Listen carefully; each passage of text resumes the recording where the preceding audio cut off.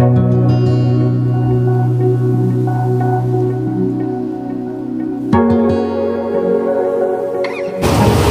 ভারত তো অনেক ঘুরেছো, খেয়েছো চিকেন কারি, বিয়ারের বোতল নিয়ে চলে এসো পন্ডিচেরি।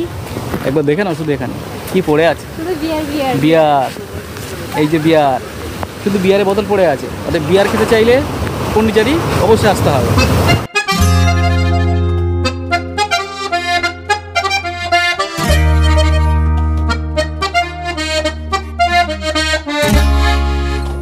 ইডেন বিচের মানে সমুদ্র সৈকত যেটা বিচটা কিন্তু খুব সুন্দর।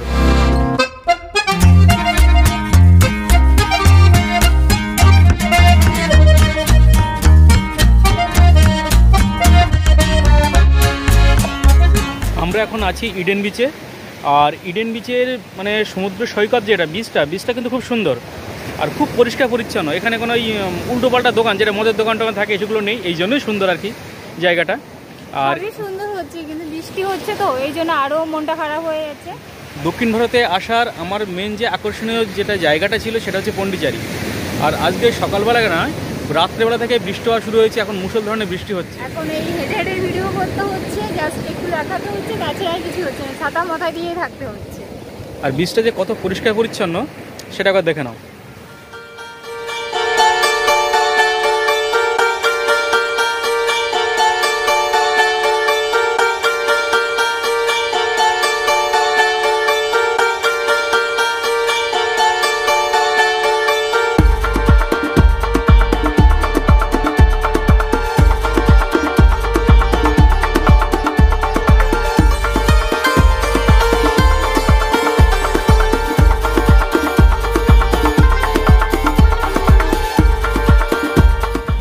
ইডেন বিচে যারা প্রি ওয়েডিং ভিডিও শ্যুট করতে চাও তারা অবশ্যই চলে আসতে পারো। আর জায়গাটা খুব সুন্দর, খুব পিসফুল জায়গা। মানে প্রি ওয়েডিং ভিডিও শ্যুটের জন্য একটা আদর্শ জায়গা হচ্ছে ইডেন বিচ।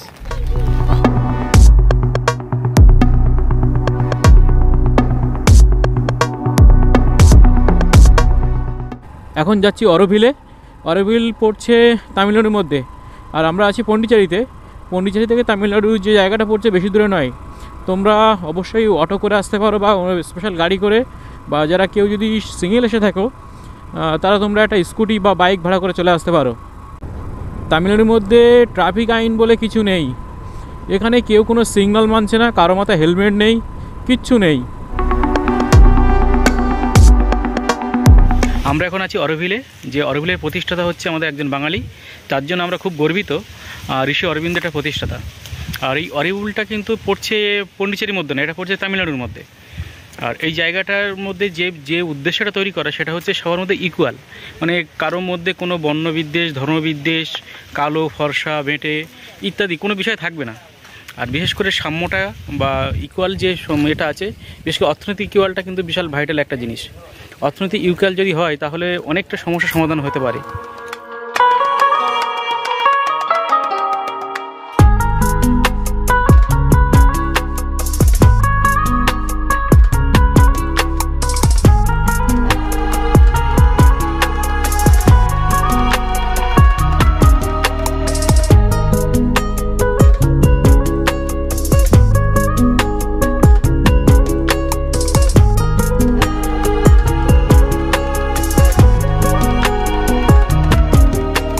যাচ্ছি এই যে অরোভিলের যে মেন দর্শনীয় বা আকর্ষণীয় স্থান মাতৃ মন্দির, সেখানে।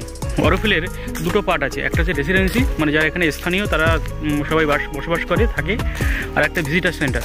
আমরা অ্যাকচুয়ালি ভিজিটার সেন্টারটাই আমরা ভিজিট করছি, আর এটাই সবার জন্য ওপেন করা আছে। আজকে ওয়েদারটা না ভালো নেই, ওই জন্য মনটাও ভালো নেই, সব কিছু দেখাওটা এলোমেলো হয়ে যাচ্ছে।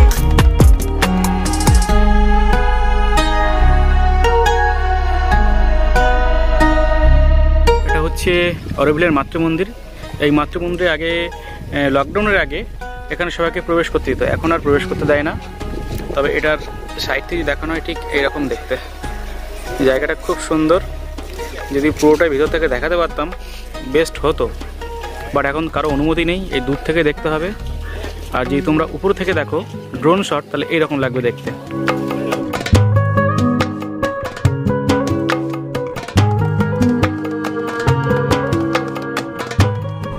অরোভিল দেখা আমাদের ডান।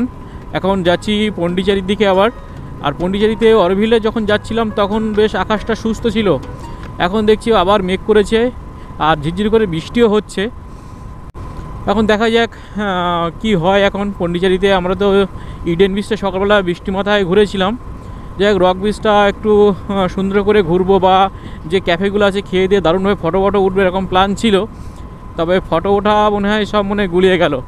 যেভাবে আকাশ মেঘলা করে আছে বা হালকা হালকা বৃষ্টি হচ্ছে, তাতে সুন্দর ফটোশ্যুট করা খুব চাপের হয়ে গেল।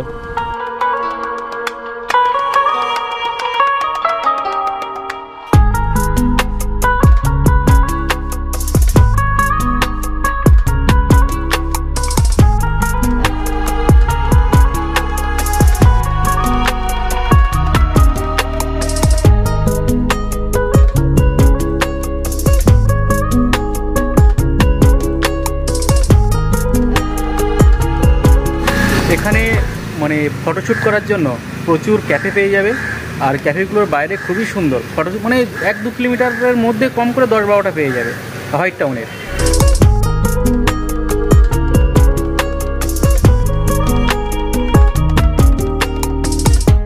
পন্ডিচেরি রক বিচের পাশেই চার্চটা আছে, সেই চার্চে আমরা এসেছি। আর চার্চটা খুবই মানে খুব সুন্দর, মানে আর্কিটেকচারটা দারুণ।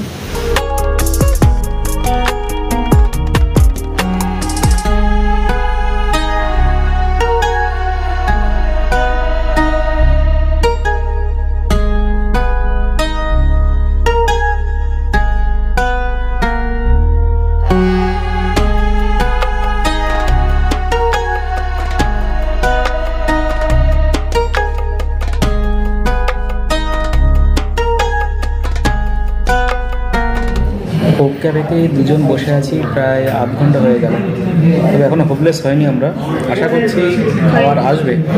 প্রতিটা ক্যাফেতে এত ভিড় যে সিট পাওয়াটা খুব খাওয়ার সুযোগ পাওয়াটা মানে কপালের ব্যাপার। সেখানে এসে আমরা অনেকক্ষণ লাইনে দাঁড়িয়েছিলাম, তারপরে অবশেষে এখানে সুযোগ পেলাম ঢোকার। আর ঢুকেও বসে আছি প্রায় আধ ঘন্টার উপরে হয়ে গেল। তারপরে বড় কথা, এটার ভাষা তো আমরা বুঝতে পারছি না, তো আমরা আমাদের মতো বলছি, ওরা ওদের মতো বলছি, শুধু ঘাটটা নিয়ে যাচ্ছে। অর্ডার দিয়েছিলাম, চলে এসছে।